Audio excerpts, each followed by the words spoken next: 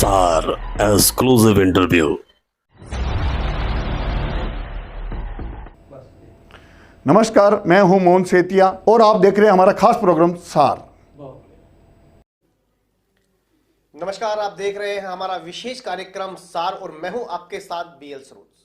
News 21 के सभी दर्शकों का हमारे इस विशेष कार्यक्रम सार में स्वागत है। और आज के हमारे इस सार कार्यक्रम के मेहमान हैं मिस्टर अरविंद बत्रा। जी हाँ, जो किसी पहचान के मोहताज नहीं है, जिनका नाम हर एक युवा की जबान पे है, हर एक व्यवसायी की जबान पे है, हर एक राजस्थान नहीं देश की बात करूं, विदेश की बात करूं तो कौन नहीं जानता है मिस्टर अरविंद बत्रा को। मिस्टर अरविंद बत्रा जी, आपका हमारे इस न्यूज 21 में स्वागत है, सार कार्यक्रम। थैंक यू सो मच, धन्यवाद। बत्रा जी, मैं आपसे बात कर रहा हूं या ये कहूं कि मैं उस शख्सियत से बात करूं कि जहां मुझे भी ये लगता है कि मैं शुरुआत कहां से करूं। एक फिल्म एक्टर से बात कर रहा हूं या एक सामाजिक सरोकारों से जुड़ाव रखने वाले व्यक्तित्व से बात कर रहा हूं या फिर एक आयुर्वेद जो इस देश की धड़कन है, या ये कहे कि इस देश की रगों में धड़कती है आयुर्वेद, उसकी बात उस शख्सियत से बात कर रहा हूँ। एक समाज से जुड़े या यूँ कहा जाए कि विश्व स्तर पे समाज से जुड़े रोटेरियन की शख्सियत से बात कर रहा हूँ। मैं किससे बात करूँ, मेरा पहला सवाल ये है। सबसे पहले तो आप सभी को मेरा नमस्कार। देखिए सरोज जी, मैं सिर्फ एक ही चीज बोलता हूँ मेरे बारे में जी, ओनली अरविंद, कि आपने जब मेरे बारे में इतना सर आप अपने लिए बोलते हैं, लेकिन हमारे दर्शकों को मैं क्या कहूँ कि मैं किस शख्सियत से बात कर रहा हूँ। मैं न्यूज 21 के देश भर से देख रहे दर्शकों को क्या कहूँ कि मैं किस शख्सियत से बात करूँ, मुझे वो बताएं। देखिए, मैं एक बहुत छोटा सा आदमी हूँ, मुझे सिर्फ एक ही चीज समझ आती है, गिव बैक टू सोसाइटी। अगर आपके पास कुछ है तो आप सोसाइटी को वापस दीजिए, वो किसी भी शेप में दीजिए, वो समाज सेवा के शेप में दीजिए, वो आप आयुर्वेदिक का काम करते हैं तो लोगों को उसका प्रचार करके दीजिए जी, आप एक्टिंग करते हैं तो एक्टिंग में भी आप अच्छा काम कीजिए जी, आप बिजनेस करते हैं, देश विदेश जाते हैं तो भारत का नाम रोशन कीजिए। आप अगर किसी भी शख्सियत से मिलते हैं तो उसमें लोगों को ये लगना चाहिए कि ये आदमी भारत से जुड़ा हुआ है, भारत से इसकी जड़ें जुड़ी हुई ये मानना चाहिए कि अपनी जमीन से नहीं कटना चाहिए। बिल्कुल, कि जहां से आप ग्रोथ करते हो, जहां से आप लेते हो, वहां कुछ देके जाएं। बिल्कुल। एक मैसेज आपका। मैं हमेशा ही बोलता हूँ, गिव बैक टू सोसाइटी। आप अगर इतने सक्षम हैं तो सोसाइटी को जरूर वापस दीजिए, वो किसी भी शेप में दीजिए, चाहे वो आप समाज सेवा के। बत्रा जी का साफ कहना है कि जहां से आपने लिया है, परिवार से लिया है, समाज से लिया है, देश से लिया है, गिव बैक टू सोसाइटी, यानी जहां से आपने अर्न किया है उसे आप किसी न किसी रूप में लौटाएं। ये एक इनका मेन जो मोटो है, या ये कहा जाए कि इनका जो फंडामेंटल एक स्टिक है ऊपर आने का, वो एक सबसे बड़ा है। बत्रा जी, दूसरा सवाल मेरा आपसे है, आयुर्वेद से आप जुड़े हैं और मैं आयुर्वेद का खुद एक फैन हूँ, किस रूप में देखते हैं आज इस देश में आयुर्वेद को, कहाँ पाते हैं? देखिए, आयुर्वेद बहुत प्राचीन सभ्यता है, तो बहुत प्राचीन एक पद्धति है, हम ये कह सकते हैं। देखिए सरोज जी, आयुर्वेद की आपने बात करी, आयुर्वेद एक सबसे पुरानी पद्धति है मेरे हिसाब से शायद। और मैंने जब आंखें खोली तो मैं आयुर्वेद फैमिली में ही बड़ा हुआ, जी, पला बिल्कुल। बड़ा। जैसा कि मुझे जो जानकारी मिली है कि आपके पिताजी स्वर्गीय सुदेश जी काफी बड़े जाने माने प्रसिद्ध वेद रहे हैं, तो उनसे आपको क्या वो चीज मिली कि आयुर्वेद को लेके आप भी आगे बढ़े? देखिए, मैं पहले तो आपको बता दूं, मैं खाली पिताजी नहीं, मेरे ताया जी वैद्य पूर्णचंद दास, मेरे दादाजी माछी राम, मेरे परदादा जी मताब अमल, मेरे परदादा जी तक मुझे नाम मतलब है। ये माना जाए कि आयुर्वेद खून में है। खून में है, बिल्कुल सर। मैंने अपने हाथ से काफी जड़ी बूटियां बनाई हुई हैं, अगर हम बात करें तो, इसलिए मुझे काफी गहन इस चीज का नॉलेज है कि आयुर्वेद कैसे एक चीज को ठीक करता है। बत्रा जी, मैं अपने दर्शकों के लिए एक सवाल अलग हटके पूछना चाहूंगा, कहीं ना कहीं इस सेहत का राज आयुर्वेद तो नहीं? कह सकते हैं आप। मैं कह सकता हूँ, मतलब सच है। बिल्कुल। दर्शकों, आपको बता दूं कि ये जो सेहत आप देख रहे हैं, ये जो चमक, ये जो चेहरे का तेज आप देख रहे हैं, वो कहीं ना कहीं उसके पीछे का बड़ा कारण आयुर्वेद है। इनकी मेहनत और इनकी जो जीवन शैली है वो तो है ही है, लेकिन बड़ा कारण जो है वो है आयुर्वेद, जो भारत के रगों में, भारत के खून में दौड़ता है। जारी रहे। तो आयुर्वेद, जब हम बात करते हैं आयुर्वेदिक की, तो सिर्फ इस पद्धति को थोड़ा सा मैं ये मानता हूँ, जो मेरा मानना है कि ये पद्धति पीछे जाने का कारण क्या है कि आगे आने वाली पीढ़ी को वो फॉर्मुलेशन नहीं देके जाना, संरक्षण नहीं मिलना, सरकार की तरफ से कुछ ज्यादा इसको नहीं संरक्षण मिलना और इसको बढ़ावा देना। आज हम बात करें तो आप आपके मान लीजिए ब्लड प्रेशर की बीमारी है, आप डॉक्टर के पास जाते हैं तो आपको एक दवाई दे दी जाती है जो आपको सारी उम्र खानी है, लेकिन आप आयुर्वेद में जाएं तो उसका इलाज संभव, हर चीज, मैं एक पर्टिकुलर चीज पे बात नहीं कर रहा, लेकिन हर चीज का इलाज संभव है, लेकिन उसको टाइम देना मतलब पड़ता है, जड़ से खत्म करने के लिए आयुर्वेद में जाना पड़ेगा। बत्रा जी का साफ कहना है कि किसी बीमारी को जड़ से खत्म करना है तो उसकी गहराई में जाना है, और गहराई जाने के लिए आयुर्वेद में जाना है। बत्रा जी, अब हम दूसरे टॉपिक पे बात करें जी। आप में थिएटर की पहचान है जी, या ये कहें कि थिएटर को आप जीते हैं, रंगमंच के आप कलाकार जी। हैं, अभिनेता हैं, आपने विदेशी पावन राजस्थानी फिल्म में काम किया है, श्रेया घोषाल के संगीत वीडियो में आपने काम किया है, और मुझे जहाँ तक जानकारी जो मिली है या मैंने आपको पढ़ा है तो आपने Guinness book of the record में भी आपका नाम है। ये सारी खूबियाँ, सवाल वो नहीं कि आपने कहाँ काम किया, ये सारी खूबियाँ किससे कलेक्ट की और दर्शक कैसे कलेक्ट करें, हमारे न्यूज़ 21 के दर्शक कैसे कलेक्ट करें, क्या करें कि वो इस प्लेटफॉर्म तक आए या संजीव बत्रा को कैसे फॉलो करें, वो बताएं। देखिए, मैं हमेशा एक ही चीज समझता हूँ जो मैं बच्चों को भी बताता हूँ, सिर्फ करते रहना चाहिए जी। आप एक मन में इच्छा रखें, दृढ़ इच्छा रखें तो काम अपने आप होते जाते हैं।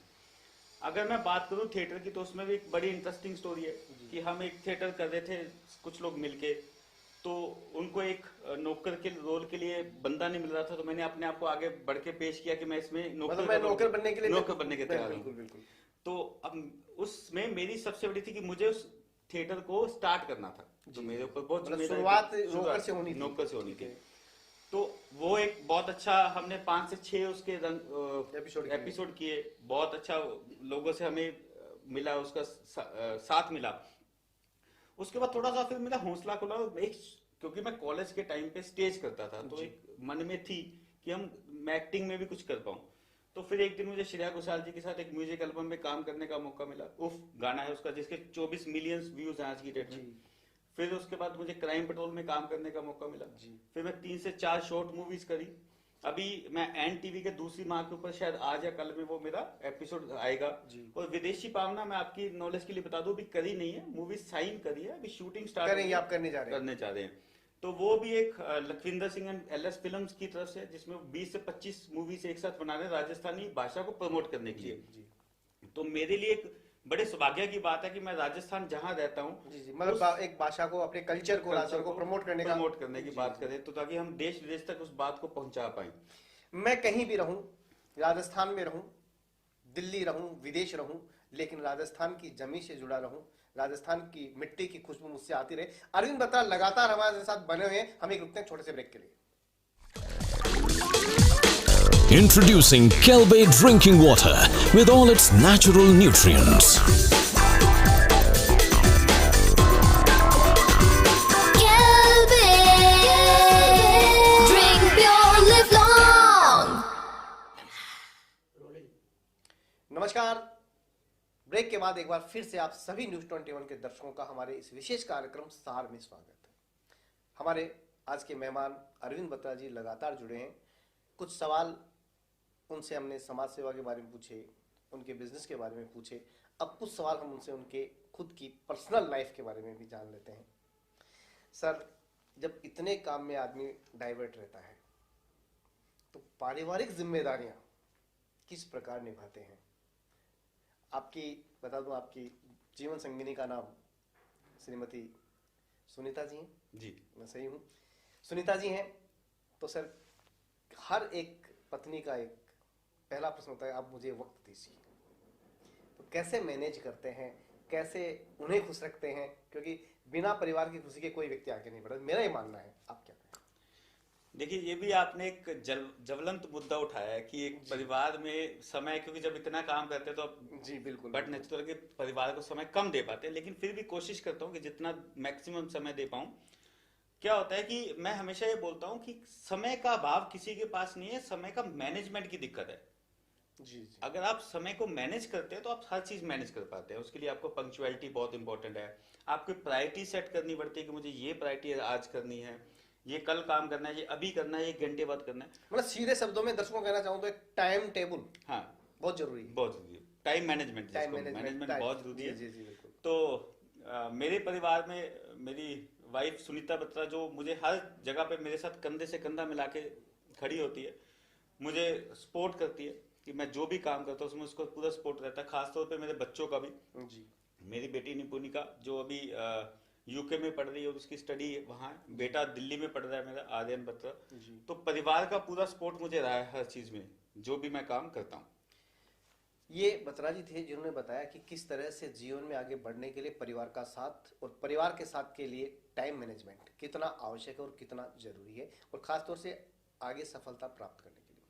अपने रोटरी में जुड़े हैं, रोटेरियन की आपकी यात्रा किस तरह रही और रोटरी को आप किस तरह जिया आपने, क्योंकि ये विश्व संगठन है, पूरे विश्व में फैला हुआ है, और अब जो नए रोटेरियन आ रहे हैं, नए जो लोग जुड़ रहे हैं, उनको क्या संदेश देना चाहिए? देखिए, रोटरी के बारे में मैं हमेशा कहता हूँ, मैं आज से करीब 8-9 साल से रोटरी में जुड़ा हूँ। मैं हमेशा ये बोलता हूँ कि रोटरी एक वर्ल्ड वाइड फैमिली है। उसके कुछ एग्जाम्पल्स आपको दूंगा, आपको भी अच्छा लगेगा सभी को, कि समाज सेवा के साथ साथ हम इसमें एक दूसरे से मिलते हैं, हम कहीं भी बात करते हैं। हम अगर मैं किसी भी विदेश यात्रा पे गया हूँ तो वहां पे हम रोटेरियंस को बोलते हैं कि हमारा स्वागत अच्छे तरीके से किया जाता है, हमारे साथ वो घूमते हैं। मैं एक छोटा सा एग्जांपल देता हूँ, आप किसी भी कंट्री में जाते हैं तो आपको क्या चाहिए वहां पे ना, आप पहले होटल बुक करते हैं, आपके लिए वहां जाके गाड़ी टैक्सी देखेंगे, जगह ढूंढेंगे कहाँ जाना है। हम एक रोटरी में एक 12 लाख सदस्यों का एक परिवार है। हम वहां पे उस आदमी को बोलते हैं कि हम वहां पे रोटेरियन को बोलते हैं कि हम आ रहे हैं। मैं एक कंट्री में था, मलेशिया की बात करूं तो मेरे लिए मैंने शायद वहां की टैक्सी नहीं देखी हुई कैसी होगी। जी जी, मतलब रोटरी की तरफ से रोटरी व्यवस्था की सब व्यवस्था थी, घुमाया फिराया उन्होंने मुझे। अभी हाल ही में मैं सर, ये तो रहा आपके रोटरी के सदस्यों का। आम आदमी हिंदुस्तानी कोई जाए तो क्या उसके लिए भी रोटरी क्लब तैयार है, रोटेरियन तैयार है? बिल्कुल। उसके लिए क्या मैनेज? देखिए, रोटरी, अगर आप रोटरी के किसी सदस्य से मिलना चाहते हो तो रोटरी मेंबर होना तो एक जरूरी है ही। जी जी बिल्कुल। लेकिन फिर भी अगर आप कहीं पे भी है, अभी लॉकडाउन में हम बहुत सारे लोगों की हमने हेल्प करवाई। जी। ठीक है, जहाँ पे कुछ मॉरिशस में फंसे थे, कुछ लंदन में फंसे थे, तो वहां हमने बोल के, अगर आपको याद होगा कि पीछे इंसिडेंट हुआ था जहाँ पे कुछ बच्चे फंस गए थे लोग जी जी, बाहर विदेश में। जी बिल्कुल, विदेश में। तो मेरे पास एक कॉल आया कि वो बच्चे के पास ना तो मोबाइल है ना उसके पास कुछ है। मैंने वहां के रोटेरियन को कॉल किया, वो वहां गया, उसको कैसे ढूंढा मुझे भी नहीं पता। जी। उसको घर लेके आया, 2 दिन तक घर, लेकिन उसकी हेल्प पहुंची, वो घर पहुंचा। उसकी हेल्प पहुंची। अरविंद बत्रा लगातार हमारे साथ जुड़े हुए हैं। एक सवाल सर मैं अलग हटके पूछ रहा हूँ, आज का दौर जो राजनीतिक दौर है देश का, जी। क्योंकि जब इतनी बातें होती है तो फिर मैं मेरे देश को कैसे पीछे छोड़ दूं? जी जी बिल्कुल। मैं 21 के दर्शकों के लिए ये सवाल बहुत जरूरी हो जाता है मेरे लिए पूछना। एक समय था काम ही पूजा है, अब लगता है मुझे कि पूजा ही काम है। किस रूप में देखते हैं? माहौल को देख लीजिए या फिर लोग जो बढ़ते चले जा रहे हैं उसको देख लें, क्या कहना चाहेंगे आम हिंदुस्तानी नागरिक के नाते? मैं अरविंद बत्रा से बात नहीं कर रहा हूँ, मैं ये मान के सवाल कर रहा हूँ कि आप एक हिंदुस्तानी से सवाल कर रहा हूँ, किस रूप में देखते हैं? हमारे दर्शकों को बताएं। देखिए, सबसे पहले तो मैं माफी चाहूंगा कि मैं राजनीतिक आदमी नहीं। सर, मेरा सवाल, मैं पहले कह चुका हूं कि मैं राजनीति की बात नहीं कर रहा हूं, मैं एक आम हिंदुस्तानी से जो जीता है अपने आप को, जिसने हिंदुस्तान के आयुर्वेद को जिया, उससे पूछ रहा हूं कि किस रूप में देखते हैं आज के माहौल? आज के माहौल में, क्योंकि अभी मैं हाल ही में मैक्सिको गया था, मुझे वहां पे इनवाइट भी किया गया था, तो हमें अब गर्व होता है हिंदुस्तानी होने में, जो आपने बात पूछी। जी। लंदन गया, वहां पे भी हमें गर्व होता है हिंदुस्तान होने की, क्योंकि आज कहीं ना कहीं हमारा देश आगे बढ़ रहा है। जी। लोग हिंदुस्तानी को अच्छी निगाह से देखने लगे हैं। बड़े सीधे शब्दों में मेरे सवाल को टाल गए हैं बत्रा जी। कहते तो हैं कि मैं राजनीति नहीं करूंगा, बट एक कुशल राजनीतिज्ञ की तरह मेरे सवाल को टाल गए। सर, मैं हिंदुस्तान की बात कर रहा हूं, हमारे देश की बात कर रहा हूं। आज का जो माहौल है उसे किस रूप में देखते हैं? सीधा सा सवाल है, उस माहौल को किस रूप में देखते हैं? काम ही पूजा है, एक स्लोगन हुआ करता था, अब पूजा ही काम है। मैं उस संदर्भ में बात कर रहा हूं। देखिए, हिंदुस्तान भी आगे बढ़ रहा है। सीधे सी बात है, हिंदुस्तानी होने का गर्व है और हिंदुस्तान आगे बढ़ रहा है। जवाब यही आएगा, मैं कैसे भी पूछूं। बत्रा जी, सवाल बदलते हैं। एक और सवाल मेरा आपसे चलते चलते, क्या लगता है आपको कि आज की युवा पीढ़ी जो मोबाइल मानने, दूरव्यसन मानने, जिनसे परिवार से काफी दूर होती जा रही है, संस्कारों से काफी दूर होती जा रही है, उस युवा पीढ़ी के लिए क्या मैसेज आपका? देखिए, बहुत ही चिंता का विषय है कि आज हम लोग जिस चीज से हमें, जो चीज फ्री में मिल रही है, उसने हमें गुलाम बना लिया। राइट? तो हमें देखिए, अगर हमें देश और दुनिया में आगे बढ़ना है तो हमें उस चीज से थोड़ा सा पीछे छुड़ाना पड़ेगा अपने आप को। हमें अपने आप को प्रोडक्टिव कामों में लगाना पड़ेगा। रील बनाना भी अच्छा है, लेकिन रील में घुसना अच्छा नहीं है। सर एक हालात देखता हूं तो मुझे खुद बड़ा दर्द होता है। 2 साल से लेकर 3 साल तक के बच्चे को चुप कराने के लिए माँ मोबाइल पकड़ा देती है। घंटों बच्चा मोबाइल देखता है। किस रूप में देखते हैं, मेरा सवाल फिर वही है। इसका जवाब मैं आपसे जरूर लूंगा। देखिए, मैं अगर बात करूं तो मैं एक सोशल मीडिया एक्सपर्ट भी हूं। जी बिल्कुल बिल्कुल। तो वो एक आपके बच्चे के दिमाग के ऊपर बहुत गंदा इम्पैक्ट डाल रहा है, बहुत ही गलत इम्पैक्ट डाल रहा है, क्योंकि वो इतनी एडिक्शन हो रही है उस चीज को उसकी कि आप खाना खाते वक्त भी उसको मोबाइल चाहिए, उसको चुप कराना है तो भी उसको मोबाइल चाहिए, उसको पढ़ना है तो भी उसको मोबाइल चाहिए। तो स्क्रीन जो है ना, ये स्क्रीन जी, जी। हमारे हमारे उस दिमाग को बिल्कुल अंधा कर दिया है। तो हमें उससे कैसे ना कैसे करके, मैं लोगों को बताता भी हूँ कि आपको कैसे थोड़ा सा पीछा छुड़ाना चाहिए चीजों से, लेकिन हमें दूरी तो बना के रखनी पड़ेगी सर, अगर हमें देश के भविष्य को आगे लेके जाना है तो। दूरी बनानी पड़ेगी अगर देश का भविष्य बनाना है। हर मुद्दे पे खुल के बात हुई है। कहीं ना कहीं हमारा ये जो कार्यक्रम है सार, मुझे लगता है कि एक सार्थकता की ओर जा रहा है। सर आज हमारे आपसे सार में आपसे बात हुई, आपको कैसा लगा हमारे सार कार्यक्रम के लिए?